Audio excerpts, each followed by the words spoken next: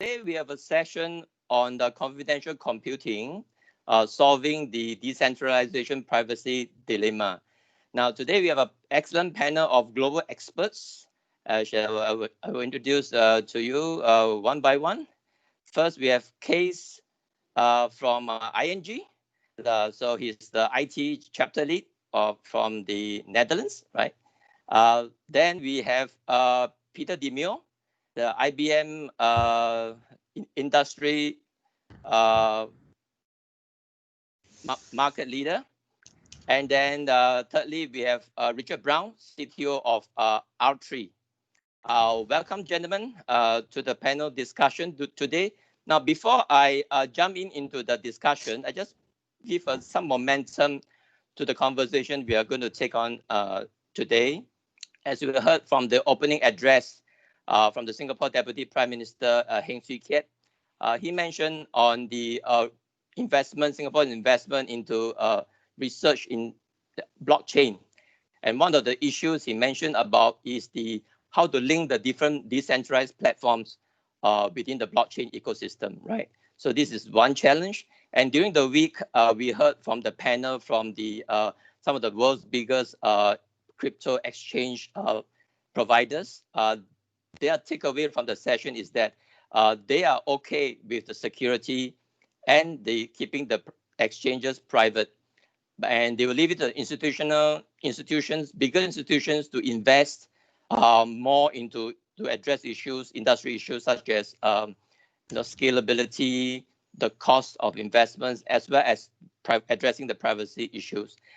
So to kick off the discussion, I will ask Richard, right, on how do you look at confidential computing? I mean, what's your views on it, and also on this topic? Over to you, Richard. Thank you, Andrew. Thank you for inviting me to this panel. So maybe the best place to start is almost taking a step back and coming at it from hopefully not a simplistic, hopefully not overly simplistic perspective, and to examine a few things that we take for granted but aren't quite as simple or as straightforward as they seem. So think to just your day-to-day life. You're on the internet, you're in your browser, and you want to go to your favorite social media site. So you type in, I don't know, facebook.com or something like that. And we've all been trained, we're all good internet citizens, we've all been trained to look for that little padlock in the corner.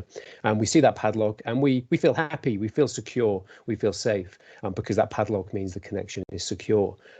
But what does that word secure actually mean in that context?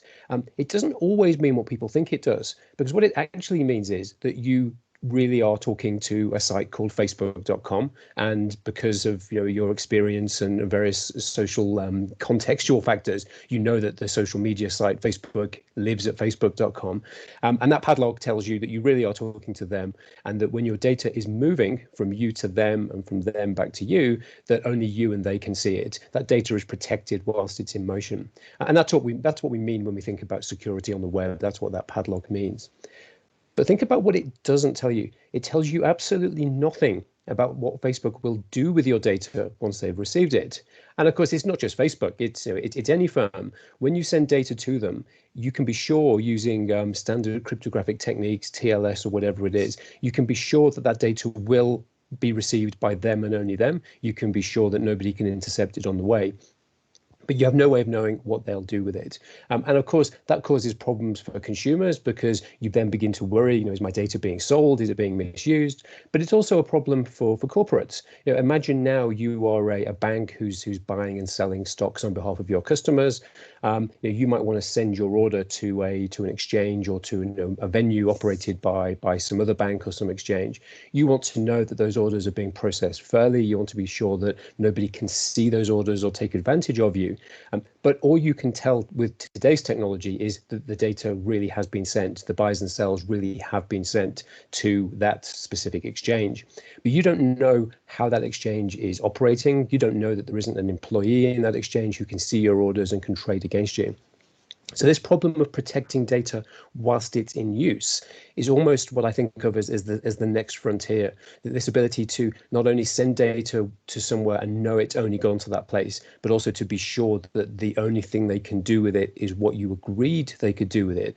That's the really hard problem, and it's the problem that confidential computing sets out to solve. So when I net it all down, the way I think about confidential computing is it's a set of techniques, almost exclusively, but not always, enabled through hardware support, a set of techniques that allow you to be sure that not only is your data going where you think it is, but your data will be processed in a way that you can understand and have approved by that party you're sending it to. So it's that problem of making sure the data is protected in use, not just whilst it's in motion.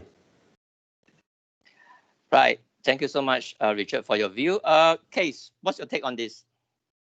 Yeah, first of all, I agree. I totally agree with the story Richard just told, especially the part where he said it's not exclusively done in hardware solutions, because ING is working on a software-based solution to address this problem. But before we get there, basically just a short story on how we got where we are today. I mean, in 2015, we did our first blockchain applications at ING, and back then we were using technologies like Ethereum and even Bitcoin as a technology, not the cryptocurrency, but the network as a technology.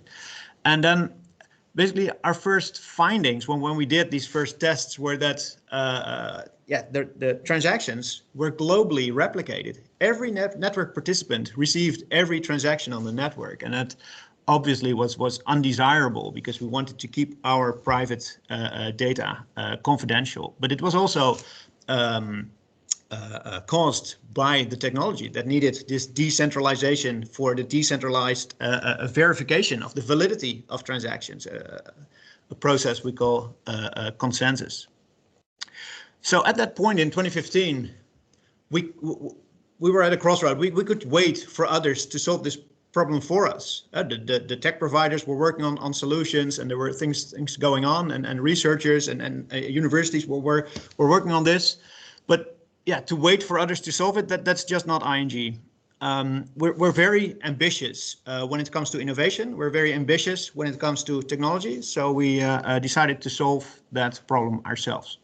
First thing we did was we built a zero knowledge range proof.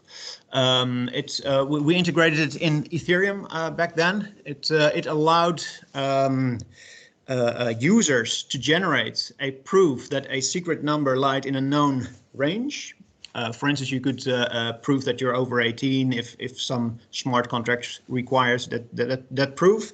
And also it allowed Ethereum back then, all the Ethereum nodes to verify this cryptographic proof.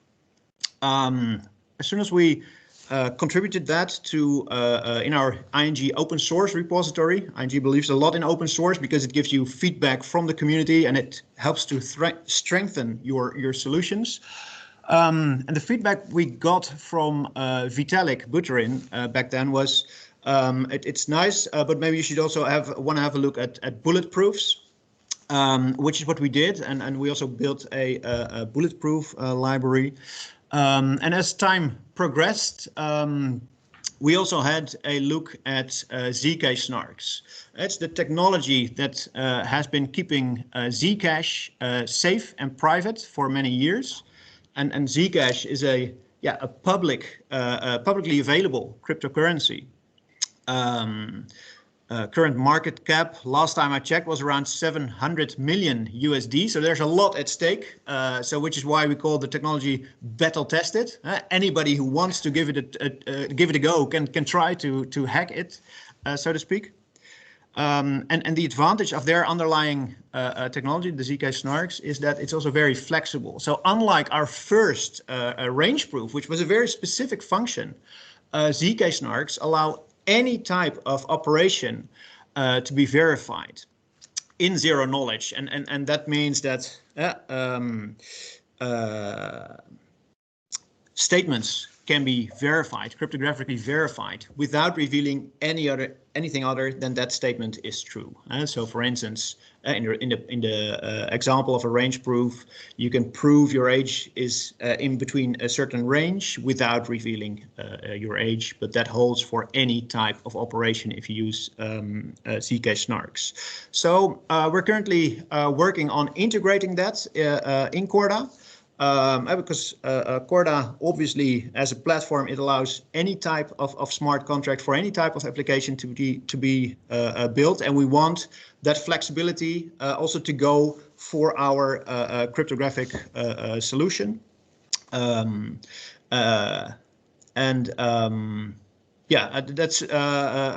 while we were doing that, we also concluded that even though the decentralized privacy dilemma was the trigger to come up with this solution, we found that this solution, zero knowledge proofs, can be useful also outside DLT. Just to give you a very simple example, ING and banks like ING spent a tremendous amount of effort, for instance, in the user access management. Obviously, not any ING employee can access all ING systems. Only those ops engineers dedicated to a specific system can access that system. And even that is time constrained. If they want to log in into a production system, they must have a incident number to request a one-time only password to log in there. Now, if you compare, and we do that to safeguard the confidentiality and the integrity of our data. Now, if you compare that to Zcash, where anybody in the world can download a client and start running it. And so the only thing that needs to be carefully managed is the private key in with which you can initiate your transactions. Then I think it's safe to say that either using zero knowledge proofs could improve your security much, or you could say we can reduce the strictness of the user access management if we only store zero knowledge proofs instead of plain text data. Thank you, Case, for sharing the lot of work. It sounds to me like a lot of work being done. All right, Peter, sorry to keep you waiting. What's your take on this topic? Yeah, it's good conversation. Of course, zero knowledge proofs are only good unless you have a need to understand what's going on underneath the covers. If, like, for example, you have a regulatory or fraud incident and you need to figure out, okay, what sits behind. I mean, zero knowledge proofs are obviously very binary, but good stuff. Just poking a little bit. I thought we'd have a little fun. You know, when we think about, look, everything, Richard said earlier is exactly right on confidential computing. It's all about data in use, isn't it? As companies rely more and more on public and hybrid cloud services, it's all about data privacy. It's because it needs to be. It's the primary goal, in fact, to get the level of assurance and trust, in these public cloud services, right? So that you could have greater and greater ability to your point, Andrew earlier, about being able to have, interoperability between different chains and everything else. You want as much possible things working on the cloud as much as possible. Now, as Richard mentioned, data at rest, data at transit, those problems have been solved. There are different ways, however, to deal with data in use. And from the perspective of, IBM, we actually have a number of technologies. we employ Intel software guard extensions. We have our own hyperprotect technologies that have protected memory enclaves. We have homomorphic encryption, which we open sourced. We have multi-party computation. We have post-quantum resistant lattice curves for signing purposes, dilithium, as well as key encapsulation for Kyber. So we've been in the business for a while. In 1974, we open sourced the very first data encryption standard, and we invented the automated teller machine and so forth. So we have a lot of history here. Now, one thing that we learned along the way is you have this notion of operational assurance versus technical assurance. Okay, now let me give you an example of what that means. You probably haven't heard of a person by the name of Paige Thompson. Well, if your credit card, let's say from Capital One last year, had to get a new card number, it's because of something that she did. Right now, today, she's in jail. She used to work at AWS, okay, and I'm not picking on AWS, kind of. Basically, what happened there is she knew how to do some social engineering, and she got herself onto the network, right? Because she's familiar with it. She knew where to go to get to the Capital One metadata server. She was able to get herself administrative credentials. And then from there, she was able to masquerade as if she was, she belonged there. And of course, then what did she do? She went and she got to the data, the confidential data that's being stored on a, I call it Joe Bag of Donuts database. And she's able to get the credit card information, the personal information, and then she sold it on the dark web. I mean, she didn't really cover up her tracks very well. She got caught, okay? But it was a huge inconvenience for people at Capital One, okay? I have a colleague I'm in the digital asset space, okay? So we're all about, in fact, what I do, globally is trusted computing solutions for digital asset applications like digital asset custodians and exchanges and the like. So private key management, that's what I do full time. So one of the big firms out there, I won't mention any names, experienced this summer a very innocuous, if you will, hack. It was a customer database, some back office thing, boring, not really exciting, and well, it turns out there's a couple million people that their email addresses and other identifying information, transactional information were acquired. Now, you might say for many of these things, that's not a big deal, right? I mean, it happens all the time. We've all of our stuff has been sold on the dark web, right? If it's a inconvenience of having to, deal with a credit card change or whatever. I mean, as long as it's not a personal identity theft, I guess it's not too bad. But in the world of crypto, there is something that actually did happen that is actually pretty significant. A lot of people today still, if you will, hold their own signing keys. Okay, so we call that self-custody, right? So I store my own assets, and then when I go to an exchange, I can, whether it's a decentralized exchange or a centralized exchange, I can go ahead and do what I need to do. Well, because they had the information, all right, they were able to masquerade a fake version of the vendor here, all right, the company, their site, and it was really good, okay?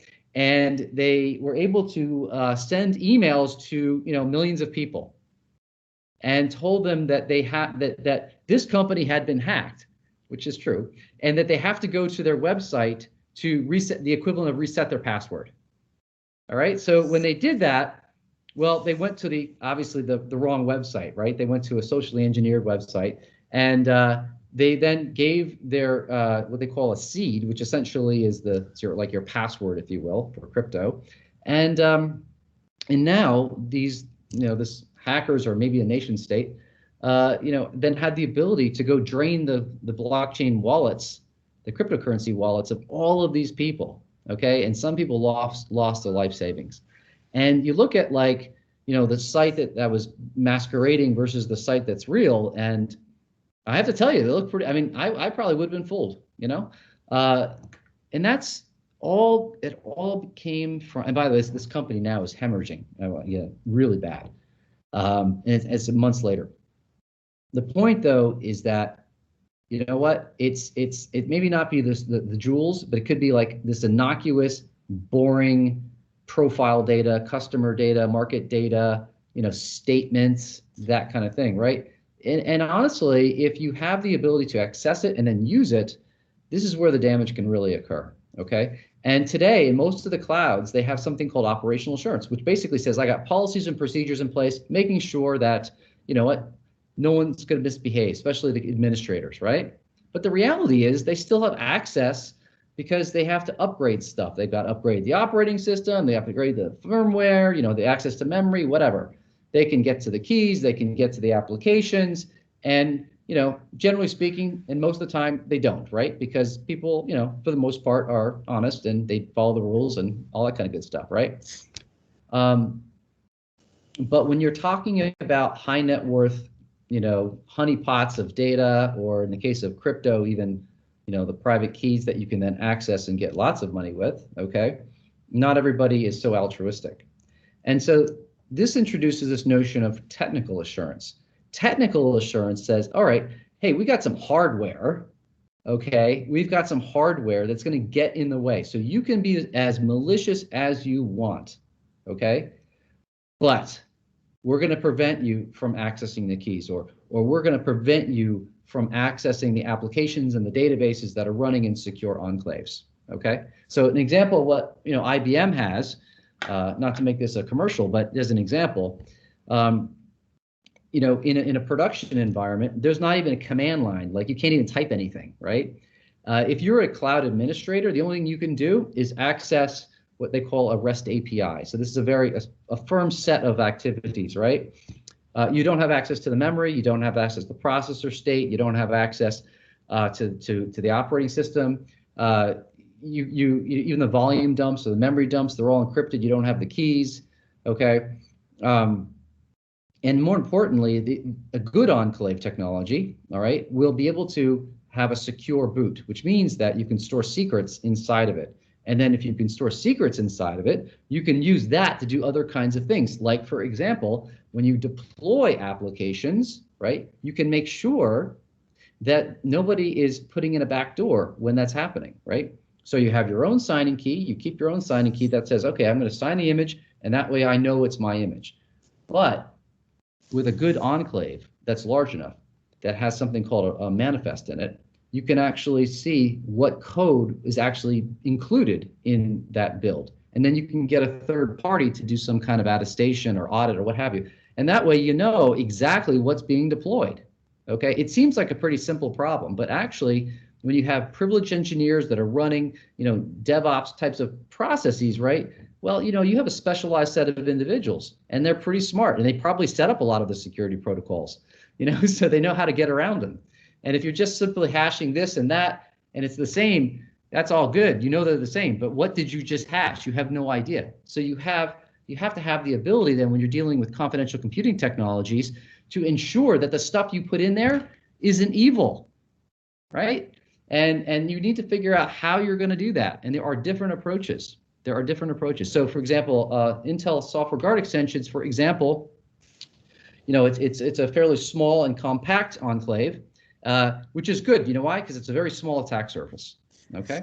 And you know what? Everybody goes after Intel XGX. Everybody's hitting them hard. There's all kinds of published exploits and all this other good stuff. And people might say, hey, you know what? SGX, well, why would you do that? It's got all kinds of different public hacks against it. Well, the thing is, that's actually a good thing, because you know what? It's exactly what you want. You want to make sure that your confidential computing technologies are getting hammered, okay? Because that's where the bugs come out. And I'll tell you what, there's never been any software that's written without bugs, okay? So it's just a matter of when and where they're going to pop up. And if you've got some kind of like specialized proprietary thing where, no one's really going after it, then how do you know what you don't know about what your confidentiality attack surface is? Well, you just don't, So, so Intel has the benefit of the fact that it's sort of a leading confidential computing technology, and people beat up on it all the time, use it for scientific experiments and what have you, okay? So, yeah, it does have some things you need to think about. There are some trade-offs, as there are with all of these technologies. For example, if you're deploying an application, you want to do some attestation, you need to let Intel know. In AWS, they've recently launched what's called Nitro Enclaves. Nitro Enclaves is really cool. I mean, you've got like an Amazon account and you want to do some kind of confidential computing. You just spin up an enclave, right? Go do your thing. Okay. It even has integration into the cloud HSM. It is an attested technology. Okay. And by the way, it doesn't even cost you anything more. Okay. It's really cool stuff. I mean, you know what? I should go work for Amazon, because that's some really good stuff, because I'm working for IBM. I got to compete against that. But you know what? The attestation model is to Amazon for that, right? So if you want to be able to have a self-attestation model, where you don't actually have to program explicitly for what's in the enclave and what's not in the enclave, well, there you have the IBM HyperProtect technologies that provide you with that capability. So there you go. That's the commercial. So I'll turn the So mic it's a back. really, if I just, that was really, really, really useful. Thanks, Peter. I just had a couple of comments on that because it triggered a few thoughts. So if you think about the situation that Peter just outlined, there's it's really, I find really useful to think about the actors who are involved. So let me just go back to that example I gave of the exchange providing as a matching engine. If you think, imagine there are two actors I think about. There's the operator of the exchange, and then there's the operator's customers, the banks who are buying and selling. So if you start with the operator of the exchange, so you're a stock exchange or your investment bank, whoever it is, you've written the software, you've written your exchange. It is a service that it allows your customers to send buy orders, send sell orders, you match them, and then when they cross, you execute it and you tell your customer what you've done. And let's assume you are honest, you've written your exchange honestly, but you want to run it on somebody else's computer. You want to run it on the cloud. And that's exactly where you enter the problem that Peter just outlined, which is we don't think about it in these terms, but you cannot trust somebody else's computer. If you run code on somebody else's computer, or if you send data to somebody else's computer, you have no way of knowing what they will do with it. There is nothing outside confidential computing that can stop them doing what they want. So the first problem you have to solve, which is the one we've just been talking about, is if I'm going to run a very sensitive service in the cloud, I need some way of knowing that what the cloud operator is running is the code I have asked them to run, and I need to know that they have not changed it and cannot see what it's doing. So that's the first problem, if you like, and that's solved ultimately through the term of art, as I think Peter already mentioned it, is remote attestation. I need some signature, some unforgeable evidence from the hosting provider that this is the code, this is the binary, this is the image that is being run, and I need a way to verify that the thing I was expecting to be running is the thing that's actually running. And of course, there's no point that attestation being signed by the provider who is running the code, because they could just lie, they could sign whatever they like. So the root of trust has to be something else, and it could be IBM, it could be Intel. You have to trust somebody in this, but there's somebody who is not the cloud provider who you have to trust. So that's the first part, and there are lots of different ways of doing that. There's different technologies. And then there's the next piece, which is that's all very well, but actually the people who also care about this are the customers of that service. So I'm now somebody sending my buy and sell orders to this service. So my worry now is not only that the host, the cloud vendor, so to speak, is malicious, but what if the operator of the exchange is as well? So it's not enough for the operator of the exchange to know that it is their code that's running. They also have to be able to prove to me what code is running, and they have to be able to prove to me that they, the operator of the exchange, can't tamper with it and can't do anything malicious.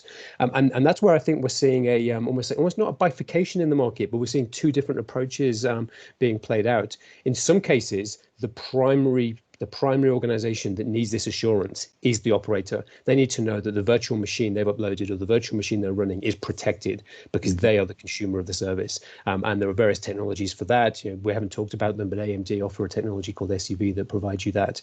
And that's one approach. And I think Google offers something like that, and Amazon Nitro and so forth.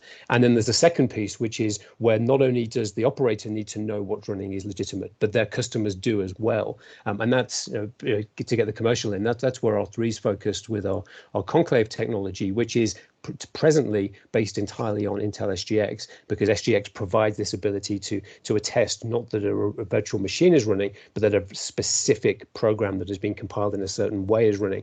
And therefore I can prove to you that not only can the cloud provider not see your data or tamper with the execution, I can prove to you that not even the operator of the exchange or the operator of the service can do anything with it, because nobody has root access. So that's that's the approach we're going. But it all comes down to this point that you have to think about who you're trusting, because once you send your data or program to somebody else, there's nothing stopping them doing what they like with it, unless there is some other party that can attest that it is being run in this confidential computing manner in a secure enclave. And I guess the competitive landscape, the competitive fun we're going to have in the next few years is seeing these different approaches play out and see which ones the market values for what types of use cases. Yeah, and I just want to throw something out there, if you don't mind. So once you can fix, or once you can, really have a good solution for how to protect a binary image, Okay, so once again, the person deploying the software into an environment, that's one thing you got to control for, right? Has to have attestation. In our case, we also allow our clients to do their own attestation as well. And IBM's completely out of it. But the next thing is, where's it running, so that once it's deployed, it can't be then later on changed, or replaced or what have you. If you solve that problem, you can do some other cool stuff. Like, okay, in the crypto space, okay, when you're talking about moving to the large institutions, you know what they care about? They care about control. Okay, so they may have some kind of custodian, who has possession of their assets, right? But if the custodian also has control of those assets, and then all of a sudden the bank's like, hey, I want to shift custodians. I want to go from X to Y. And the custodian say, see ya, that sounds great. Catch you later. All right, I got all your assets. And by the way, I actually own the policy service, that's enacting on those assets that shows the governance for transaction approvals. Well, wait a minute. Hang on a second. That's not cool.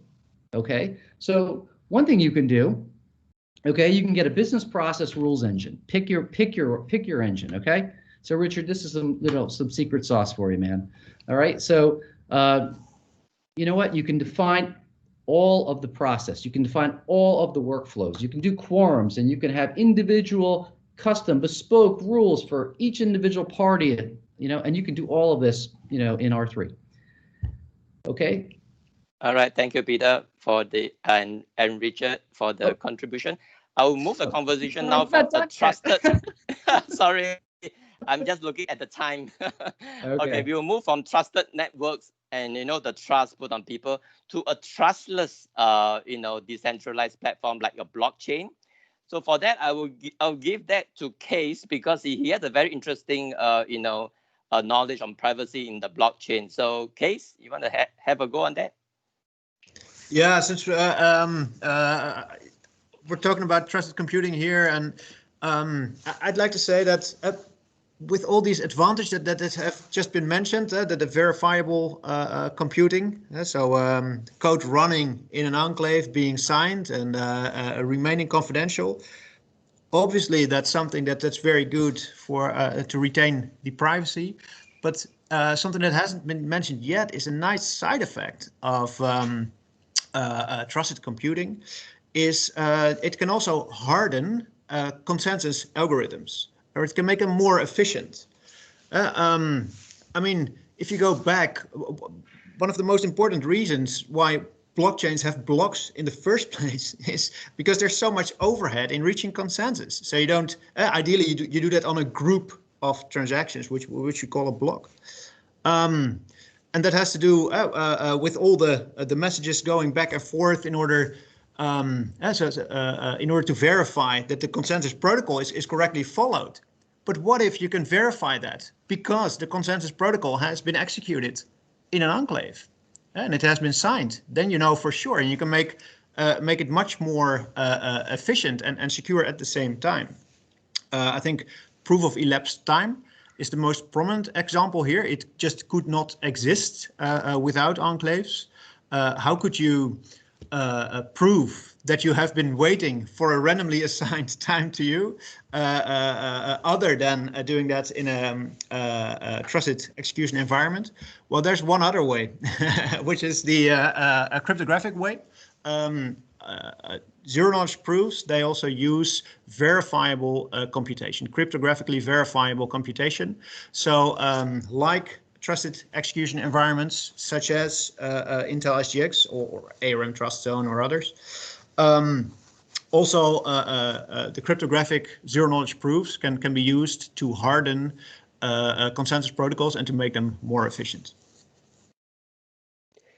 It's a really interesting comment, because it's often an industry is, I guess, has matured when you see that all the different vendors and all the different approaches are beginning to converge. But right now I see so many different approaches, and I wonder whether what we'll see in a few years is a realization that actually these different things that we thought were all different views on the same problem are actually solving very different problems. And it's worth emphasizing just how much work ING has done in this space. They've been real leaders, and you look at the work that even the case you just talked about about now. If I think about zero knowledge proofs, what problem are they solving?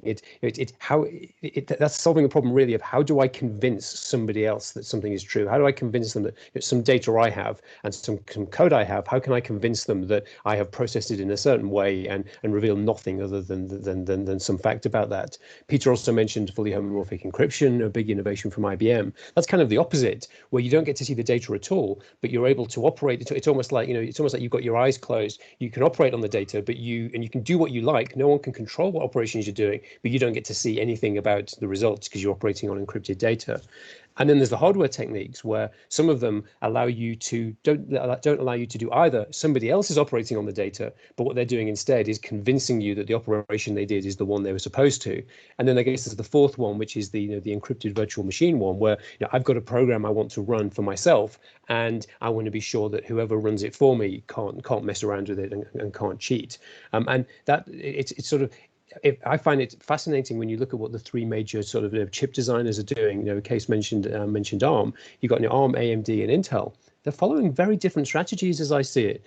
ARM is all about how do I prevent ultimately the owner of a computer from doing things they shouldn't, because their primary the primary customers of TrustZone are smartphone manufacturers and things. So there's no need for remote attestation. The ARM TrustZone isn't providing services to anybody else. It's preventing the owner of a phone from doing things that could thwart the security model. AMD, as far as I can figure out, with SEV, and I think maybe some elements of HyperProtect are similar. I know HyperProtect is more sophisticated, are about securing virtual machines in the cloud, so the owner of the virtual machine is protected from the operator of the cloud. And then things like SGX, not exclusively, but things like SGX are about this almost like this three-party model where the operator, so the author of some code and the provider of a service is protected from the host, and then the operator is then also is insulated from the consumer of the data, who's protected from both. So there's a lot. It's quite a rich and sort of like overlapping landscape. It's a fascinating space. Peter, take us into the last lap. Do I get to finish my story? Yeah, that's right. Your time. All right, I'll do it then, because I feel like I need to give Richard a little love here. So, all I was getting at was this. Okay, you got a policy, you got a set of rules, you got a business process, right? Here's the magic. If you can deploy that not as some kind of something that's running, let's say, on a policy server, which is almost how they all work today, right? Because it's running in memory, and if it's not running in an enclave, you can basically manipulate it, right?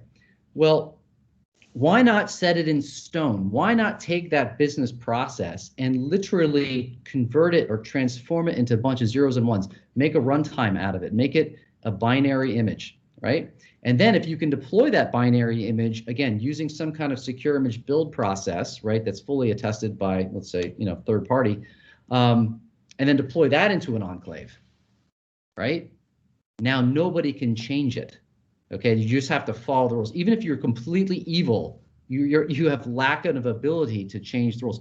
And so where this gets interesting is that if you have wallet infrastructure, today we talk about hot wallets and we talk about cold wallets, and cold storage is kind of like offline or air gapped or whatever, right? Can you imagine you're going to the supermarket, right, and you throw down your card and you just this little message that says, hey, I'll be right back, we'll be right back, we have to go to cold storage, and check your funds or get your funds, right? I mean, that's ridiculous. So you want to have the ability to have access to, in the case of crypto, your signing keys or signing seed, when you need to, and not have to worry about balancing assets online or offline and hoping you get that mix right, because oftentimes you don't. Just ask Coinbase.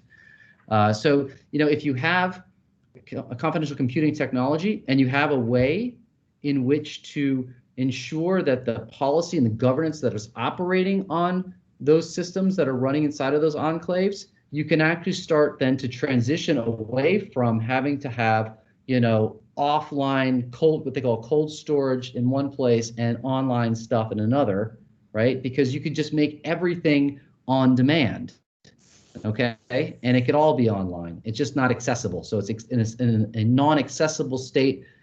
Then you can access it when you need to do something like a transaction, right? And then you can just discard it or what have you. And by the way, this is the technique that Fireblocks uses, which is a big crypto, not a custodian, but a custody service provider. And they use SGX enclaves too, Richard. And they basically do the signing operation inside of that enclave. It's just so small. And you know, that's how the future is, right? So you need the ability to get confidential computing right. You need the ability to make sure that you don't have malware that's running inside of an enclave, because that causes a lot of bad things to happen, right? And when you can figure this stuff out, then you can start to really transform how do we operate today, because you can change the whole nature of what's trusted from, you know, these sort of outmoded ways of doing things we have today into something that's more like, you know, just throwing a credit card down and, you know, doing a transaction. Right, gentlemen, excellent stuff here. Case, Peter, and Richard, excellent stuff for our viewers here who's listening to this session. And I believe the time is almost up. Any last words, gentlemen? Maybe just one thing. If I go back to the comment I made at the beginning about the padlock, it's 15 years ago. Not many websites had those padlocks, and then eventually, people began to demand them, and now it's almost negligent if you don't use them. That's where we're going with confidential computing. In a few years' time, if you as the custodian of data send it to somebody else without knowing how they will use it, without knowing it's protected, you will be seen as utterly negligent. So I'd urge the viewers of this panel, look at what IBM is doing with HyperProtect, look at all the work from ING, and look at Conclave from R3, where certainly in our case, we're trying to make these technologies really easy for developers, because it just seems obvious to me that in the next few years there's a competitive advantage to be gained from those who offer services that can prove what they do with your data. But in a few years' time after that, it will be the table stakes, and you will be negligent if you haven't developed the skills to offer this to your customers, because it will just be expected. Peter? I would just say that, and I agree with everything Richard just said, but I'd say this. You know what? If you are building a solution today, what confidential computing needs to do is remove the whole notion of having to program explicitly for security. Okay? Just focus on delivering business capabilities that are differentiating, that you make money, okay? The confidential computing stack needs to basically take care of the rest. And when we get there, that's when you'll have a lot more value-added work being done by all these startups who are trying to solve that problem and keep their stuff secure at the same time, because there is no infrastructure out there today that really can get it all done. Case? Yeah, I totally agree. So that even though the trigger for the confidential computing was the privacy dilemma on decentralized blockchains and DLTs, the technology will be very useful in any place where sensitive data is used, and whether that's hardware-based TEEs or whether it's cryptography-based, that remains to be seen. I think in general, the DLT landscape is characterized by a diversity of technologies, which accelerates innovation. But yes, trusted computing is here to stay, and we'll hear a lot more about it. All right, thank you, gentlemen, for your time and your sharing and the wonderful and excellent knowledge and debates that we have, and the different views. I look forward to more interesting conversations going forward, and I hope our viewers can reach out to you to have to engage with you on future discussions. Okay, thank you very much. I will say this is the end of the session. Case, Peter, and Richard, thank you so much.